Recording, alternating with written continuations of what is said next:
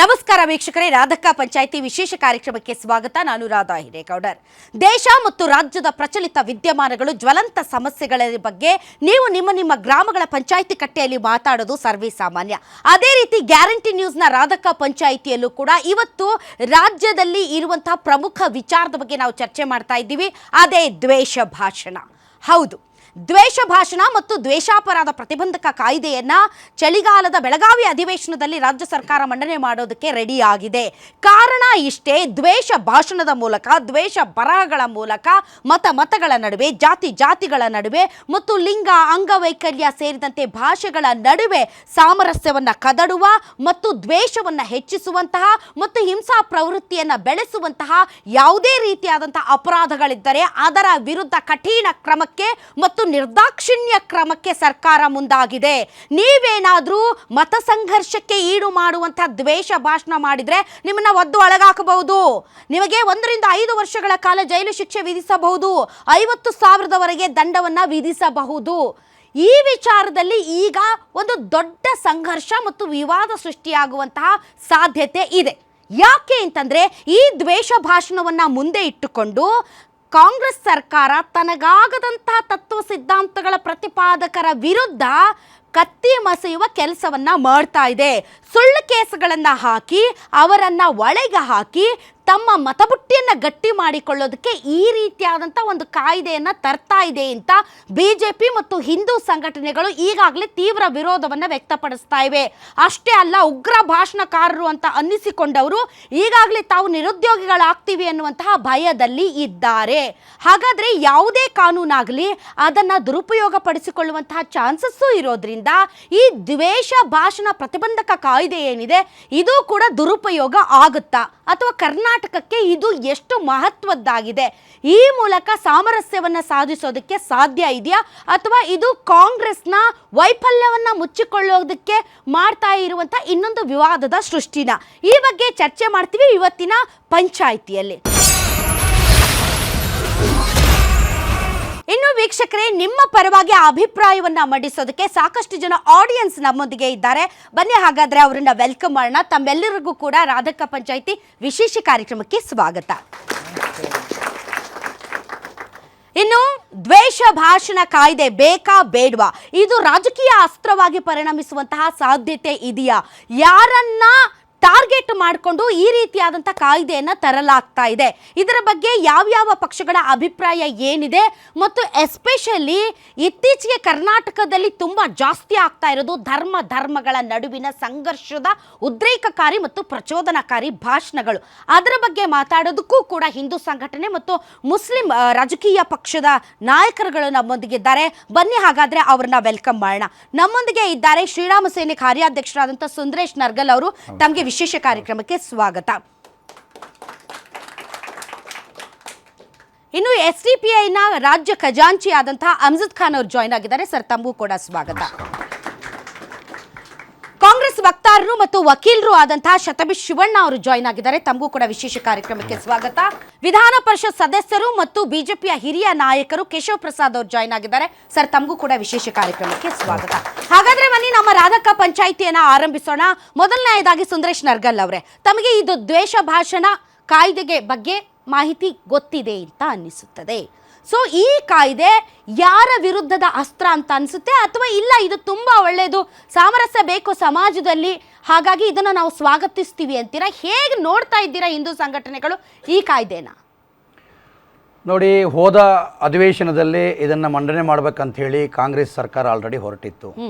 ನಾವು ರಾಜ್ಯಪಾಲರಿಗೆ ಮನವಿಯನ್ನು ಕೊಟ್ಟಿದ್ದೀವಿ, ಮತ್ತು ಎಲ್ಲ MLA MP ಗಳಿಗೆ ಮತ್ತು ಕಾಂಗ್ರೆಸ್ MLA ಗಳಿಗೂ ಕೂಡ ನಾವು ಮನವಿಯನ್ನು ಕೊಟ್ಟಿದ್ದೀವಿ. ಯಾವುದೇ ಕಾರಣಕ್ಕೂ ಈ ಒಂದು ಕಾಯ್ದೆಯನ್ನು ನೀವು ತರಬಾರ್ದು. ಯಾಕೆ ನಿಮಗೆ ಭಯ ಅಂತಕ್ಕಂಥದ್ದು ಏನಿದೆ? ನಾವು ಭಯ ಬಿದ್ದೇನು ಹೇಳ್ತಿಲ್ಲ, ನಾವು ಕೇಳ್ತಿರೋದು, ಈಗ ಅವರು ಹೇಳ್ತಾರೆ ಏನು, ನಾವು ಆ್ಯಕ್ಚುಲಿ ಲವ್ ಜಿಹಾದ್ ಬಗ್ಗೆ ಮಾತಾಡ್ತೀವಿ, ಅದು ತಪ್ಪು ಅಂತ ಅದ್ರ ಬಗ್ಗೆ ಕೇಸ್ ಹಾಕ್ತಾರೆ.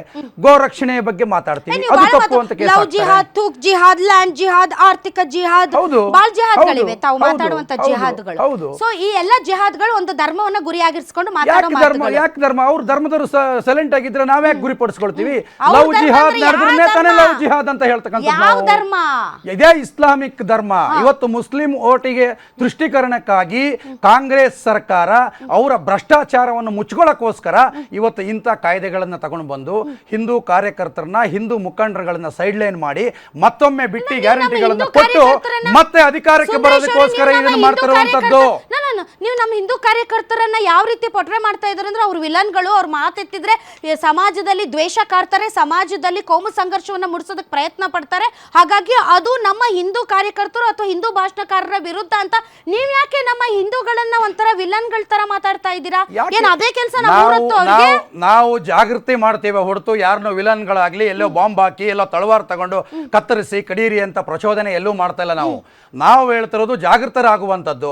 ನಮ್ಮ ಬಾಯಿಯನ್ನು ಮುಚ್ಚಬೇಕು. ಅವ್ರು ಯಾವ್ದ್ರಿ, ಅವ್ರಿಗೇನು ನೈತಿಕತೆ ಇದೆ?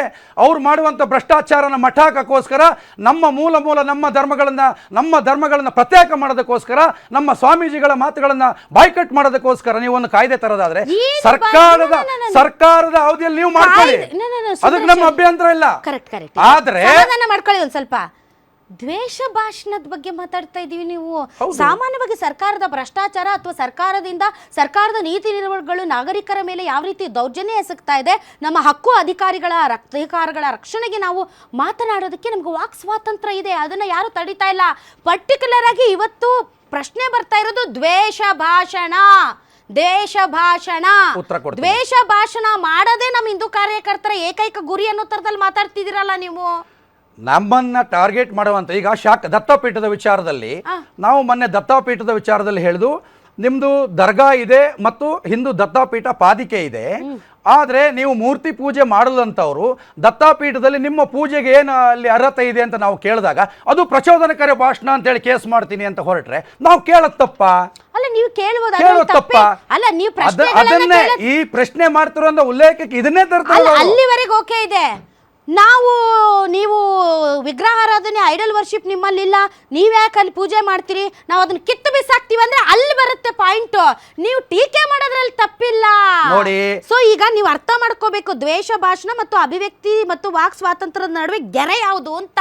ಎಲ್ಲಿವರೆಗೆ ಅದು ವಾಕ್ ಸ್ವಾತಂತ್ರ್ಯ, ಎಲ್ಲಿಂದ ಅದು ಮುಂದಕ್ಕೆ ದ್ವೇಷ ಭಾಷಣ ಅನ್ನೋದ್ರ ಬಗ್ಗೆ ಅರಿವಿರ್ಬೇಕಲ್ಲ. ಅದನ್ನ ಅದನ್ನ ಸರ್ಕಾರದವರು ಅರಿವು ಮೂಡಿಸಬೇಕಾಗಿತ್ತು. ಅವರೇ ಇವತ್ತು ದ್ವೇಷಕ್ಕೆ ಕಾರಣನೇ ಸರ್ಕಾರ, ರಾಜಕಾರಣಿಗಳಲ್ಲ. ವಿರೋಧ ಯಾಕೆ? ಇವತ್ತು ನಾವು ಮಾಡುವಂತ ನಿಷ್ಠಾವಂತ ಕೆಲಸಗಳಿಗೆ ಅವರು ಮಟ್ಟ ಹಾಕೋದಕ್ಕೋಸ್ಕರ ಈ ಷಡ್ಯಂತ್ರ ಮಾಡ್ತಿದ್ದಾರೆ ಅನ್ನೋದಕ್ಕೆ ವಿರೋಧ ಇದೆ. ನಿಷ್ಠಾವಂತ ಕೆಲಸಗಳು ಆಯ್ತು. ನಾವು ಒಂದು ದೇವಾಲಯದ ಬಗ್ಗೆ, ಈಗ ಒಂದು ದರ್ಗಾ ಒಂದು ದೇವಾಲಯ ಇರ್ತದೆ ಅಂತ ತಿಳ್ಕೊಳ್ಳೋಣ. ನಾವು ದೇವಾಲಯ ಬಗ್ಗೆ ನಾವು ಮಾತಾಡುವಾಗ ಪಕ್ಕದಲ್ಲಿ ಅವರು ದರ್ಗಾ ಇರುತ್ತೆ, ನಾವು ಅದನ್ನ ವಿರೋಧ ಮಾಡ್ತೀವಿ. ನಮ್ಮ ದೇವಾಲಯ ಪಕ್ಕದಲ್ಲಿ ನಿಮ್ಮ ದರ್ಗಾದ ಏನಿದೆ, ಆದ್ರೆ ನಿಮ್ಮ ದಾಖಲಾತಿ ಮೂಲಕವಾಗಿ ಇದ್ದಂಥದ್ದಿದ್ರೆ ಸಹಜ. ಅದು ಇಲ್ಲದ ನಾವು ವಾದ ಮಾಡಕ್ ಹೋದಾಗ ನಮ್ಮ ದರ್ಗಾ ಇತ್ತು, ಇಸ್ಲಾಮಿಕ್ ಅವ್ರನ್ನ ನಾವು ಪ್ರಚೋದನೆ ಮಾಡಿದ್ವಿ ಅಂತೇಳಿ ಸುಮ್ಮನೆ ಕೇಸ್ ಹಾಕಿ ಒಳಗಡೆ ಕೂರ್ಸೋದು ನಾವ್ ಯಾಕೆ ಒಪ್ಬೇಕು? ಇದು ಉದಾಹರಣೆಗೆ ಇವತ್ತು ಜಾಮಿಯಾ ಮಸೀದ್ ಶ್ರೀರಂಗಪಟ್ಟಣದ ಒಂದು ವಿಚಾರ ತಗೊಳ್ಳೋಣಪ್ಪ.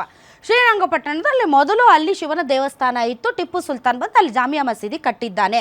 ಹೀಗಾಗಿ ಅದು ಹಿಂದೂಗಳ ದೇವಸ್ಥಾನ, ಅಲ್ಲಿ ಹಿಂದೂಗಳ ದೇವಸ್ಥಾನ ಇತ್ತು, ಅದನ್ನ ನಮಗೆ ಮರಳಿ ಕೊಡಿ ಅಂತ ತಾವು ನ್ಯಾಯಾಲಯಕ್ಕೆ ಹೋಗಿದ್ದೀರಿ, ತಾವು ನ್ಯಾಯಾಲಯದಲ್ಲಿ ದಾವೆ ಹೂಡಿದ್ದೀರಿ, ಅದು ನಡೀತಾ ಇದೆ, ಅಲ್ಲಿವರೆಗೆ ಓಕೆ. ಮತ್ತು ಇಲ್ಲ ಅಲ್ಲಿ ಹಿಂದೂ ಕುರುಹುಗಳಿವೆ, ಅಲ್ಲಿ ಹಿಂದೂ ದೇವಸ್ಥಾನ ಇತ್ತು ಅನ್ನೋದ್ರ ಬಗ್ಗೆ ತಾವು ಮಾತಾಡ್ತೀರಿ, ಅಲ್ಲಿವರೆಗೆ ಓಕೆ. ನಾವು ಕೆಡುತ್ತೀವಿ ಮತ್ತೆ ಕಟ್ತೀವಿ, ಅಲ್ಲಿಗೆ ಬರೋದು ಅಪರಾಧ.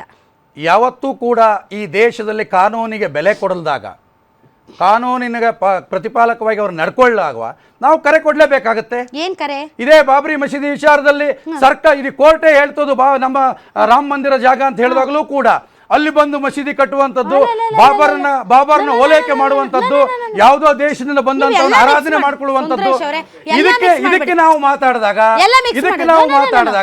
ಅದಾಗಿ ಕೋಮ ಪ್ರಚೋದನೆ ಆಗುತ್ತೆ.